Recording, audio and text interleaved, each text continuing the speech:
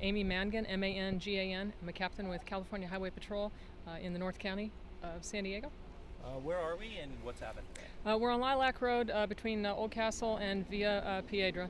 And what happened, I'm sorry I've lost track of time, but a couple of hours ago we had two vehicles traveling opposite each other, the two vehicles behind me, so a black Mercedes and a white pickup. The black Mercedes was traveling, I'll call it eastbound, the white pickup traveling westbound. One of the vehicles, yet to be determined, one of the vehicles ended up crossing over the double yellows, which resulted in a head-on collision. As a result of that collision, there were two occupants in the black Mercedes. Both of them succumbed to their injuries and passed away. The driver of the pickup, female driver of the pickup, was transported to Palomar Hospital by air ambulance. And I realized that there's some sort of hazmat situation? There is a hazardous materials situation. The pickup truck had some pool chemicals, and I can only say that because the hazardous material team has already gone in and identified it as such. And so one such chemical is pool bleach. Very, very, very minimal amount spilled, so they're able to neutralize that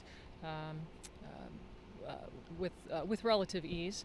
Certainly caution, but with relative ease.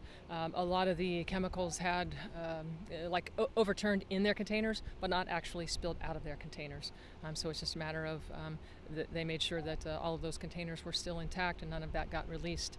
And so that helped significantly to reduce the significance of the hazardous materials. That situation is not completely taken care of yet. The hazardous materials team went in and did their initial assessment, and then they do have to go back in to neutralize, and then we will work with county roads in how that ends up being properly disposed of.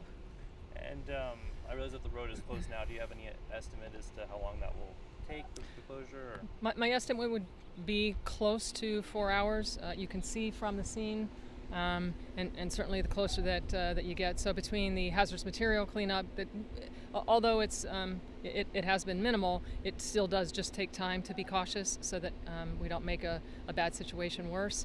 And then there is a lot of debris that is all over, and so it truly is from shoulder to shoulder. So there is no clear passage through the scene until the investigation portion is conducted and we are able to remove all of the evidence and then all of the debris properly. And do you have any information on the victims' ages? No. One male, one female. I do not have any other information on them. And what comes next with the investigation? I said, do you have some cameras out? What happens now? Actually, we are suspecting DUI in this case, and so we do anticipate prosecution. And so we have that investigation ongoing that actually, of course, is off-site of here. And then on-site we do have cameras. We have the San Diego County DA's office out here with us. We have the county out here to help take pictures and, quite frankly, use their technical equipment that they know how to use so that they can determine speeds, impact, all of those types of things. Is there anything else you want to add? If it is in fact a DUI, that certainly brings up its own topic. Here we are, we're in the summer, we're seeing an increased instance of driving under the influence, both of alcohol and drugs. So I would always take the opportunity to caution people. If you drink, just please don't drive. This day and age, there are so many ways to get a designated driver. And then, of course, not to be under the influence of any drugs and drive. No matter how little, it's too much. So please don't do that. Additionally, for whatever reason, one of these drivers clearly became distracted and went over the double yellows and didn't see the other vehicle. The distractions in the vehicle these days, again, can be so many, and the outcome can be just absolutely horrific, like this one unfortunately is. This is a very, very horrible situation.